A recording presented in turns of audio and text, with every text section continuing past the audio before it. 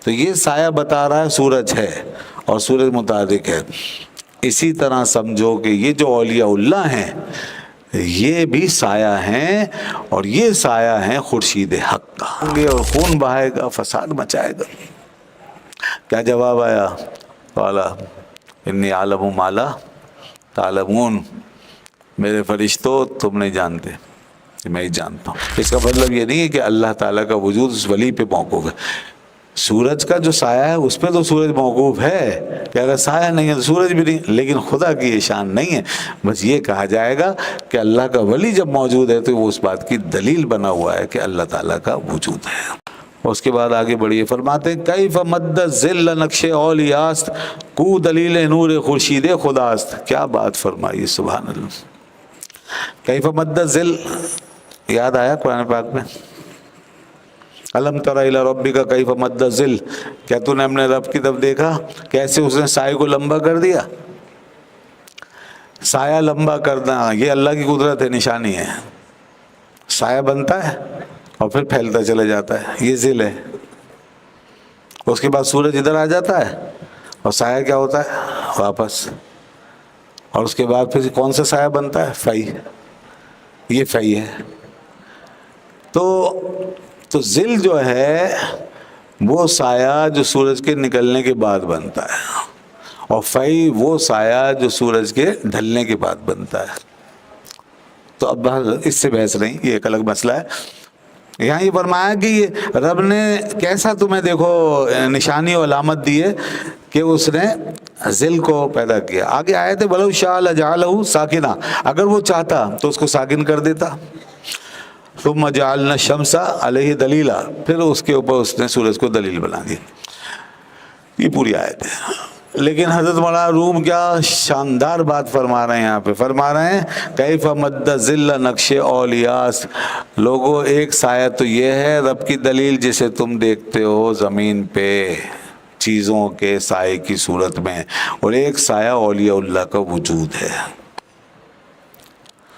اور فرما رہے ہیں کہ جس طریقے سے یہ سایہ جو زمین پہ بنتا ہے یہ دنیا کی خورشید اور اس آفتاب کی دلیل بن کے آتا ہے، اور اس کا پتہ بتاتا ہے کہ سورج ہے، اور سورج چل رہا ہے تو سایہ بھی حرکت میں آ رہا ہے، کبھی ذل بن رہا ہے کبھی فی بن رہا ہے سورج کی حرکت سے۔ تو یہ سایہ بتا رہا ہے سورج ہے اور سورج متحرک ہے۔ اسی طرح سمجھو کہ یہ جو اولیاء اللہ ہیں یہ بھی سایہ ہیں، اور یہ سایہ ہیں خورشید حق کا۔ ان کے وجود سے پتہ چلتا ہے کہ خورشید حق کیسا روشن ہے، سبحان اللہ۔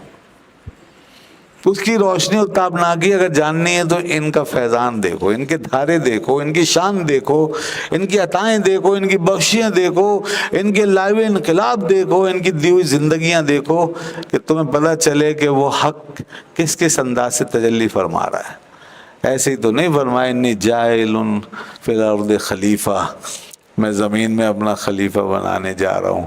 فرشتوں نے کہا کہ تو اس کو خلیفہ بنائے گا، اتجعل فیہا من یفسد فیہا ویسفک الدماء ونحن نسبح بحمدک ونقدس لک، ہم تیری تسبیح تعلیل سب کچھ کرتے ہیں مالک، پھر بھی تو نے ہمیں خلافت کے لیے نہیں چنا، اور اس کو چنا جس میں یہ اوصاف بھی ہوں گے، اور خون بہائے گا، فساد مچائے گا۔ کیا جواب آیا؟ قالا انی اعلم ما لا تعلمون، میرے فرشتوں تم نہیں جانتے، میں ہی جانتا ہوں کہ میرا بندہ جو ہے وہ زمین پہ جا کے کس کس طرح میری دلیل بنے گا، اور کیسے کیسے وہ میری شانوں کا مظہر بن کے اٹھے گا، اور اس سے کیا کیا لوگوں کو رہنمائی ملے گی۔ کیونکہ رب اس سے پاک ہے کہ خود اس کو کوئی دیکھے، رب اس سے پاک ہے، اس سے بلند ہے کہ کوئی آنکھ اس کو براہ راست دیکھے۔ اس کی شان کا طریقہ یہی ہے کہ اپنے بندوں کو اپنا نائب و خلیفہ اور مظہر بنا کے اپنی شان کے جلوے ان کے ذریعے سے دکھائے، استدلال کے انداز سے، روحانی تجربے کی روح سے۔ اور ان اللہ کے بندوں کے ساتھ اس نے ایک چیز اور جوڑ دی، استدلال تو پھول اور اس کی کلی سے بھی ہوتا ہے، استدلال تو اس سے بھی ہوتا ہے، سورج چاند ستارے سے، ہر چیز جو ہے وہ اس کا پتہ بتاتی ہے. لیکن اللہ کا بندہ جب اس کا پتہ بتاتا ہے تو صرف استدلال سے نہیں بتاتا، اپنے حال سے بھی بتاتا ہے. ہاں یہاں حال بھی ہے، یہ لیبارٹری ہے پوری، یہاں ایکسپیریمنٹ بھی ہے، باقاعدہ ایکسپیریمنٹ ہو رہا ہے یہاں پہ، اور روحانی تجربہ جس کو کہنا چاہیے اسپریچول ایکسپیریمنٹ.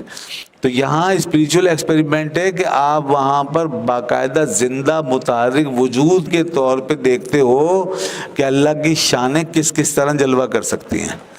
باقی ساری دنیا مردہ ہے، غیر متحرک ہے، اور وہ غیر ناطق ہے، اور یہاں پر ایک شان ناطق ہے، اور ناطق ہو کے لائیو ہو کر ڈائنامک ہو کر متحرک ہو کے پھر وہ رب کی شان کا پتہ بتاتی ہے. تو اس لیے اس کو نیابت عطا ہوئی ہے، اور اتنے بڑے بڑے پہاڑوں سے کو نیابت نہیں دی گئی، یہاں تک کہ فرشتوں کو بھی یہ نیابت نہیں دی گئی. کیوں؟ اس لیے کہ فرشتے بھی یہ صلاحیت نہیں رکھتے تھے جو حضرت انسان کو عطا کی گئی ہے. ٹھیک ہے جی.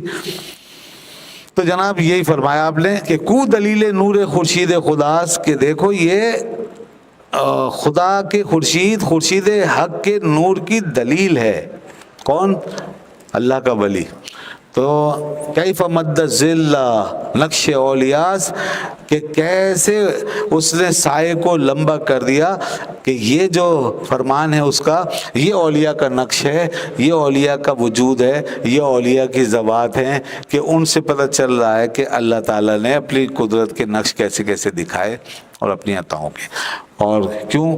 اس لیے کہ یہ خورشید حق کے نور کی دلیل ہیں، ان کے ذریعے سے ویسے ہی ہمیں اللہ تعالیٰ کی طرف رہنمائی ہوتی ہے، جیسے کہ دنیا میں یہ سایہ ہمیں بتاتا ہے کہ دنیا کا سورج نکلا ہوا ہے، سایہ زمین پہ پڑا ہوا ہے تو سورج نکلا ہوا ہے. اور اللہ کا ولی اگر ہمارے درمیان موجود ہے تو اس بات کی دلیل ہے، یعنی کہ وہ دلیل بن کر موجود ہے. یوں کہیے وہ اللہ کی دلیل بن کر موجود. اس کا مطلب یہ نہیں ہے کہ اللہ تعالیٰ کا وجود اس ولی پہ موقوف ہے. سورج کا جو سایہ ہے اس پہ تو سورج موقوف ہے، کہ اگر سایہ نہیں ہے تو سورج بھی نہیں، لیکن خدا کی یہ شان نہیں ہے. بس یہ کہا جائے گا کہ اللہ کا ولی جب موجود ہے تو وہ اس بات کی دلیل بنا ہوا ہے کہ اللہ تعالیٰ کا وجود ہے. ہر شے دلیل ہے، مگر میں نے فرق بتا دیا کہ سب استدلال کی دلیل بنتے ہیں، اور اللہ کا ولی حال کی دلیل بنتا ہے، یعنی اپنے حال سے دلیل بن کے دکھاتا ہے.